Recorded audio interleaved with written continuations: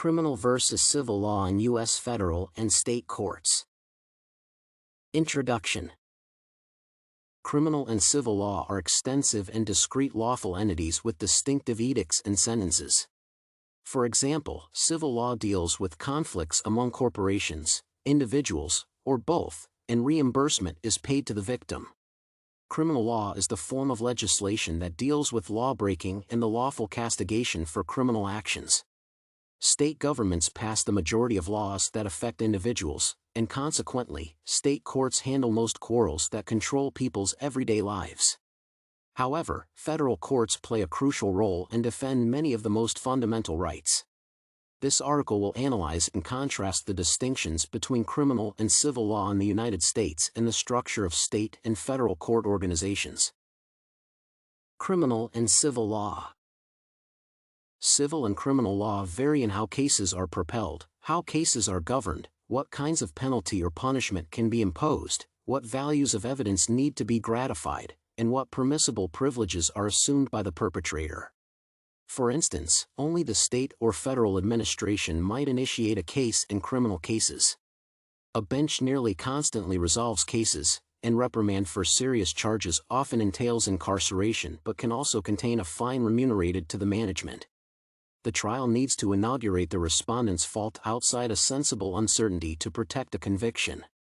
The perpetrators are protected against prosecutors or police engaging in conduct that infringes their rights. In contrast, in civil cases, they are introduced by a private event which is the accuser. A judge typically determines cases, although noteworthy cases might include juries. Penalty almost constantly entails a monetary reward and never contains detention. To succeed, the complainant needs to create the offender's obligation only by the preponderance of the evidence, and perpetrators do not have similar legal defenses as criminal respondents. Outstandingly, because single illegitimate conduct can be both a public violation and private damage, it can affect civil and criminal proceedings. Structure of federal and state courts. The supreme authority of the land in the United States is the Constitution. It starts a federal system of power in which the federal and state governments share power.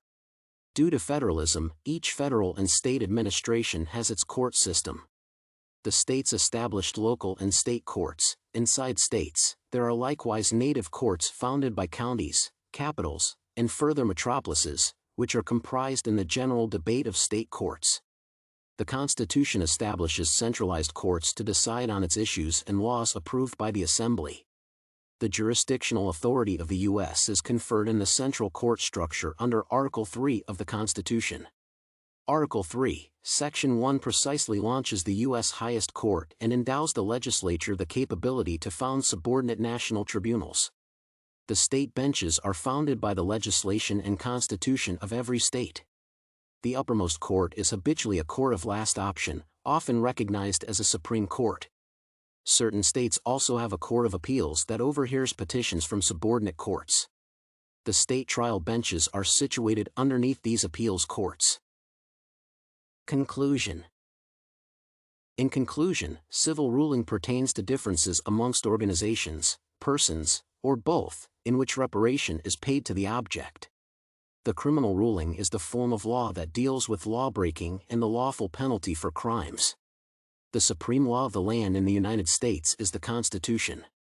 It provides a federal system of supremacy where state and federal administrations share authority.